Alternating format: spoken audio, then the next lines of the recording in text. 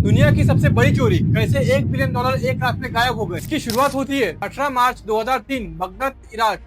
रात के लगभग 4 बजे पूरी दुनिया इराक पर होने वाले अमेरिका अटैक की खबरों पर नजर रखी हुई थी। तब बगदाद के बैंक में कुछ ऐसा हो रहा था जो हिस्ट्री की सबसे बड़ी कैश रॉबरी बनने वाला था। 3 ट्रक, 100 ऑफ बॉक्सेस और लगभग $1 बिलियन। अगर $1 बिलियन को आज के हिसाब से रुपीज में कन्वर्ट करते हैं तो ये लगभग 9,500 करोड़ रुपए होते हैं। इतना पैसा सिर्फ कुछ ही घंटों में बैंक से बाहर निकाल दिया गया। सबसे शॉकिंग बात यह थी कि ना कोई मास्क पहन के गया था, ना ही गन पॉइंट पे किसी को हॉस्टेज बनाया गया था और ना ही कोई टनल खोदी गई। बस एक हैंड रिटन नोट दिखाया गया जिससे बैंक के दरवाजे खुल गए।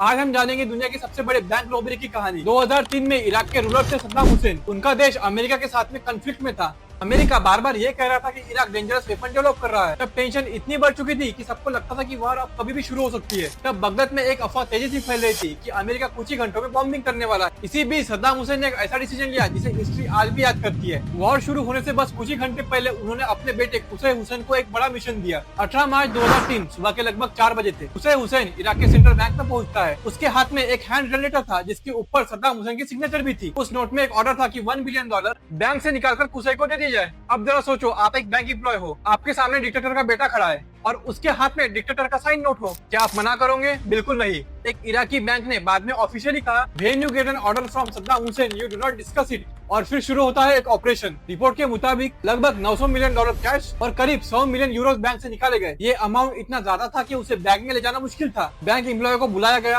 और खुद बैंक एम्प्लॉय ने कैश बॉक्सेस में भरा और फिर उन्होंने उन बॉक्सेस को ट्रक में लोड भी किया। ये ऑपरेशन कई घंटों तक चलता रहा। इंटरेस्टिंग फैक्ट ये है कि 2003 में $1 बिलियन की वैल्यू आज की कंपैरिजन में और भी ज्यादा थी। सिर्फ कुछ घंटों बाद अमेरिका ने इराक पर मिलिट्री ऑपरेशन शुरू किया। बॉम्बिंग शुरू हुई, पूरे देश में हड़बड़ मच गई। गवर्नमेंट सिस्टम कोलैप्स होने लगे और इसी के बीच वो $1 बिलियन कहीं गायब हो गए। किसी को भी नहीं पता था कि पैसा कहाँ गया, ना बैंक को, ना ही पब्लिक को, ना ही अमेरिका को और ना ही दुनिया को।